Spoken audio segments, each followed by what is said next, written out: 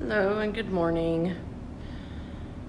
Just started this TikTok because for some strange reason my phone won't record videos, so I have to do so through an app. Anyhow, I'm gonna explain a little bit more of who I am, what I'm doing, but right now it's just thoughts, things I'm thinking about coming to mind, such as I woke up super early today, like 5 a.m. Rise and shine. I don't know why. Could be a little bit of a reset I had. I've been taking what they call a tea break, a tolerance break. Not even intentional, but now it is intentional, which is a break from smoking herb. And I was talking to a chat group I'm in on Facebook. This is a phenomenon, these chat groups. You find a lot of like-minded people. I get added to them. I'm only in a couple. I prefer it that way right now. But anyway, I was telling them that, that I was really hitting notes. I was singing, getting into the music. I was cleaning the house. I've only been in this house a short while again, back with my children. However, I got a hold of a little bit and partook a little bit. I smoked a little bit, and it really, hit it. And I was telling my son, I was like, actually, I could get a card to hold it through a native church. We don't really have churches, but it is our church. And that gives me permission to carry certain sacraments. And marijuana would be one, amongst other things. However, it's not to be used for recreational. We have to build relationships with it. So it's a learning process to work with the medicine, and we should do this in many areas of our lives. I know it sounds odd, right? Building a relationship with an herb, with a plant.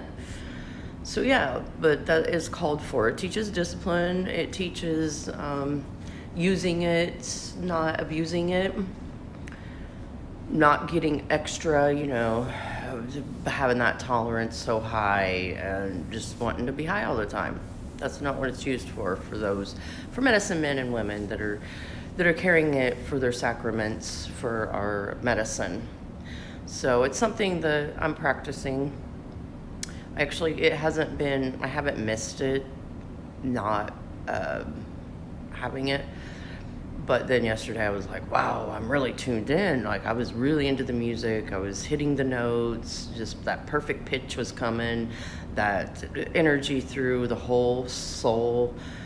Dance is my prayer. Music is my medicine. Well, family's our medicine too. I'm Choctaw. I have Choctaw in me. And family is definitely our medicine, if we know anything about Leonard Peltier. And there's a docu-movie on it called Tushka. It was about a band of Choctaw, and it's something worth checking out if you're interested in some of those things. I also was reading a book that I learned that the Choctaw started the march that led into the Trail of Tears, but it was the Choctaw, so it's pretty interesting. Anyhow, so that's kind of some of my roots through my mother's side that I really have in my heart. I used to co-host with an Assiniboine Sioux. I didn't really have a lot of family. I stayed with my grandmother, who it was through her father's father, that I learned some things, but the spirit's just in me, and I learned a lot through co-hosting with White Horse. It was his show. It was called Indigenous Sounds. I came on for a short while, kind of an internship, if you will. He's passed since. I'm Beautiful Storm. Another thing in our native history, you didn't name yourself. You didn't give yourself nicknames. You were named by members of the tribe, a family member, what have you. I've been naming all my children. So I had a sister, a native sister, named me Beautiful Storm, and I was like, ooh, I like it. So I've been going by that for maybe 7-8 years now. Amongst, I have an archetype. I have a superhero archetype, Gypsy Mama Justice. My name is Jama, which literally means victory ma. Hey, I knew I couldn't found myself. I was an alienated parent. Things are shifting, turning. I'm coming back into their lives. So as we build our relationships, I want to teach my children, because my son does partake of the medicine, and I was trying to teach him. He is an alpha wolf in training. I mean, that's just something he is, but he's in training still. He's young, and one thing I just love about him is, you know, he said yesterday he's had one girlfriend. He's been with her for 2 years, and he's like, I'm gonna marry her when I'm older. And I was like, that's so sweet. That's how I know you're an alpha wolf. But he told me at a very young age, right before all the crazy start happened and we got separated. And it was right actually before I had a vision quest. He came to me and was like, Mama, I'm a wolf. And I homeschooled them while I actually unschooled for a while, and I'd take him to co-ops. And in one of the co-ops, he ran a wolf tribe.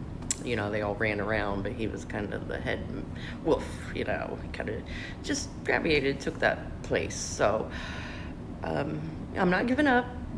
They've lost a lot of their energy and their who they were and who they are, just like I did.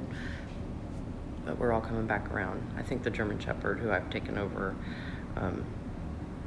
walking and building a relationship with, also needs walked. So I'm gonna go finish my coffee and see what else comes to mind that I want to talk about. Love and light.